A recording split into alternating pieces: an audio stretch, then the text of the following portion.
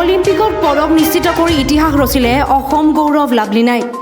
অসমৰ ক্ৰীড়া ক্ষেত্ৰত সূচনা হ'ল নতুন দিগন্তৰ। সকলোৰে আশীৰ্বাদ লাভ কৰি লাভলিনাই বক্সিং ৰিঙত দেখুৱাইছে সাফল্যৰ ৰেঙনি।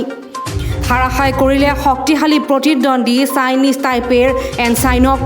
প্ৰবল ইচ্ছাশক্তি আৰু কঠোৰ পৰিশ্ৰমৰ বাবে আজি সমগ্ৰ অসমবাসীৰ লগতে দেশবাসীক গৌৰৱান্বিত কৰিবলৈ সক্ষম হ'ল অসম জীয়ৰী লাভলিনাই। কোৱাৰ্টাৰ ফাইনেলত জয়লাভ কৰি পদক নিশ্চিত কৰিলে লাভলিনাই। বিশ্বৰ মেগা টুৰ্ণামেণ্ট অলিম্পিকত পদক নিশ্চিত কৰি দেশমাতৃলৈ গৌৰৱ কঢ়িয়াই আনিছে লাভলিনাই। 4 আগষ্টত অনুষ্ঠিত হ'ব ছেমিফাইনেল।